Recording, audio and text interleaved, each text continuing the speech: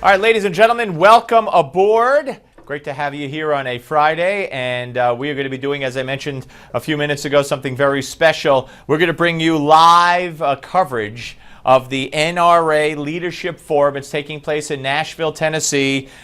We have speakers like Donald Trump, Rick Santorum, Marco Rubio, Ben Carson, and we're going to bring as many of those live to you as we can. And plus, we are scheduled to have Ben Carson on the show as a guest. So right now, Scott Walker's been speaking for about 8-9 minutes. He's wrapping up his speech. As soon as the next speaker gets up there of note, we will bring him or her to you. So keep it tuned right here for exclusive live coverage of speeches at the NRA Leadership Forum taking place in Nashville, Tennessee.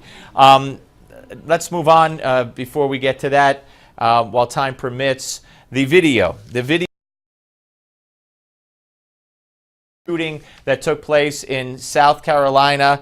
I actually want to skip to cut 72, guys. Cut 72. Let's show you what took place. We all saw the video of the officer firing at the man that he shot and killed in South Carolina. Now we have the auto stop, the stop where the gentleman was pulled over. Let's watch. Your license no chase insurance card? What's that? I got my license, but my neighbor. Okay, let's start with your license. Reason for the stop is your third brake light's out. Oh, okay. All right, we'll be right back with you.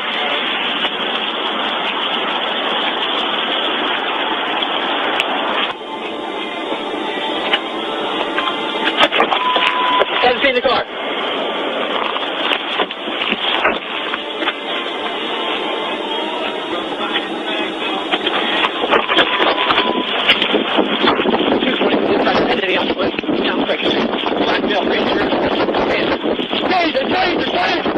All right, ladies and gentlemen, what you just saw, the man was pulled over. The cop's demeanor was fine. He told them why he was pulled over. He was very calm. He asked for his license and registration. Turned out he's buying the car, the officer was told. That's why there was no insurance. He hasn't bought the car yet, but he's going to buy the car. The officer takes the license, apparently, from the suspect at the time and goes back into the car, his police car. The man from the car, you see he opened the door, got out a little bit, and the cop said, "Get back in the car." He got back in the car, but eventually pulled out of the car, ran, chased by the officer, and you heard taser, taser, taser. There's also a report that you could hear, "Get on the ground, get on the ground." How this is going to play into a jury in this murder charge of the officer remains to be seen. I don't know. Does this introduce all kinds of mitigating circumstances, or does it not?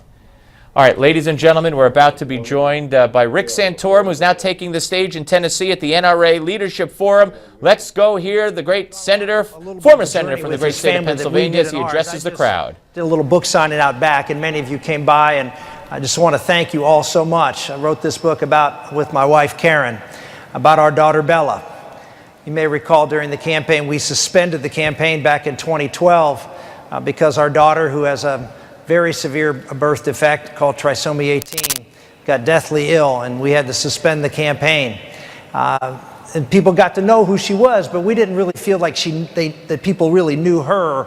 They just knew that she had gotten sick, and we decided to write this book and tell her story to the nation about how this little girl who can't talk or walk, can't feed herself, can do almost nothing in the eyes of the world, has been such an amazing blessing to our family. And I wanted to share just one story from that, because I shared that because I think it's important at this time when we're not feeling real good about the way things are going here at home, particularly our government and our leadership in this country. We're worried and concerned rightfully about what's happening around the world and its impact on our security and our economy. I want to share with you just a story about how we still need and should have faith, because we are still a country that is deeply, deeply committed to the values and morals that made our country great and the faith that made our country great. That day that we checked into the hospital, I had to call and tell my staff to suspend the campaign. You're running for president. We had just been announced the winner of Iowa a few days before, so we had a little bit of momentum, even though it was 2 weeks after the Iowa caucuses. And I had to suspend the campaign because my daughter was deathly ill. We could barely keep her breathing. Her heart rate was 200. We ended up going to the hospital, and I said, just announce it. I don't want to make my little girl with a disability an issue in the race. So I just said, let's just announce that I'm suspending. They said, oh, you can't do that because everyone will think you're quitting. And he said, plus, don't you want people to pray for her? And I said, yeah, I do. And so we announced just that. Please pray for our daughter, Bella. When we went into the emergency room, they took an x-ray of her chest. This is a little girl who can't cough very well because her muscle tone's really low and can't swallow very well, can't do a whole lot of things that, well, each of us can do just to survive. And they took this x-ray and her lungs were completely full of fluid. They said she had pneumonia, very severe. And so we immediately put her in the emergency unit and sat there and sat watch on her. As the day went on into the night, usually kids at night, they get worse, but she didn't. We just sat and prayed, and we felt the prayers of a nation. The next morning they came in, and this little girl, again, who has chronic lung disease, they took an x-ray, and her lungs were perfectly clear.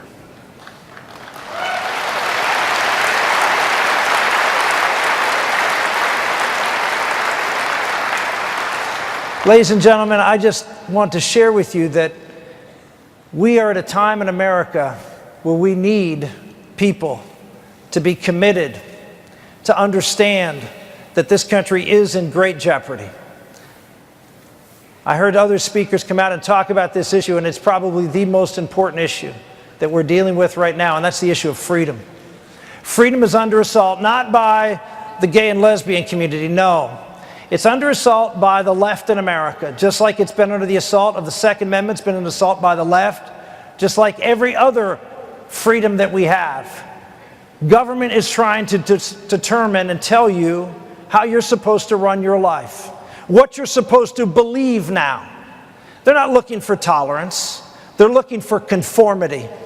They're looking for you to go along with what they believe, and they are not going to be tolerant of any dissent. This is what this fight is all about. It's a fight about freedom. I always say the Second Amendment is there to protect the First Amendment. The Second Amendment is there to protect our freedoms, not just our own personal freedoms.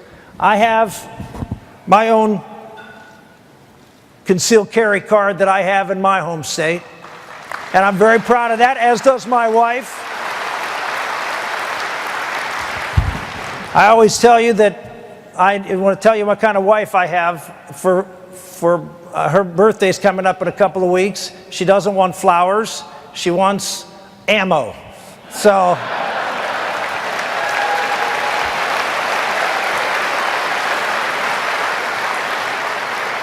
and I never buy enough. So I can tell you we're committed on the Second Amendment, A+ rating, all the things. We work closely with the NRA, and those are important issues and ones that we need to be vigilant on, particularly as the left continues. But they're coming at a different assault here. They're coming at our foundation.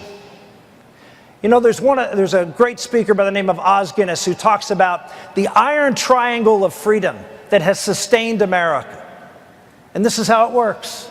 Freedom requires virtue.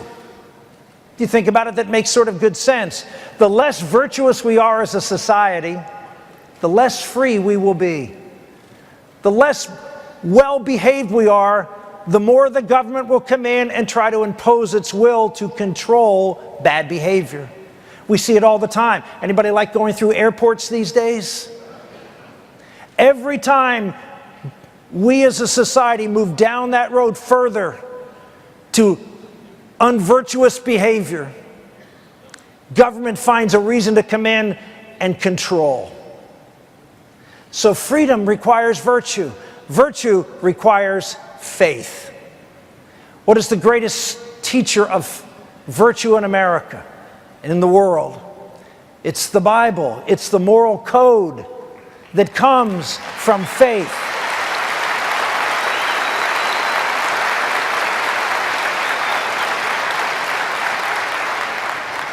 Freedom requires virtue. Virtue requires faith. Faith requires freedom. And what is an assault today is the freedom to exercise your faith. I got a question at CPAC the other day, the Conservative Political Action Conference, from a conservative moderator. You know what their question was to me? Senator, are you too religious to be elected President of the United States? Can you imagine that question even being thought of 25 years ago? But ladies and gentlemen, there is an assault on faith, which is an assault ultimately on the freedom to believe, and it is the trunk from which all other rights flow.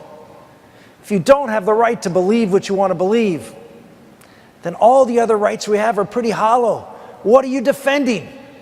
What are you defending if you can't be who you are and exercise that and be that out, not just in your church, but in your community, in the public square, in your business, in your school? How did we get this way? How did this happen? People always ask me, how did it happen? I always tell this story about a guy named G.K. Chesterton. Chesterton was a reformer, a social crusader and reformer during the turn of the last century in London. After Victorian England, the elites of London and England went very, very far to a licentious world, and he was fighting back against that. And so one of these rags, these liberal rags, asked him to write an article. And the article was entitled, they wanted him to write, was "What's Wrong with the World?" And he said, okay, I'll do it. They were poking fun at him. They thought they'd make fun of his article. And he submitted this article. What's wrong with the world? I am. Respectfully submitted, G.K. Chesterton.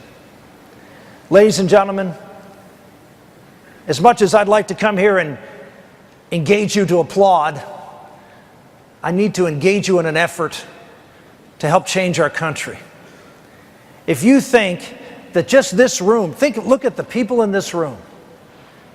The folks who are driving the agenda on the other side don't even come near to the size of this room, but they are committed. Why is the NRA so successful in fighting back? Why are you so successful? Because they're committed. They wake up every day, just like they do here at the NRA. They wake up every day and they are vigilant. Ladies and gentlemen, our country needs you. Our country needs that vigilance. People ask me all the time, Senator, what can I do? And the answer is always the same, no matter who it is. Ladies and gentlemen, Rick Santorum is speaking at the... I'm still hearing him, but that was Rick Santorum speaking at the National Rifle Association Leadership Forum. He's finishing up.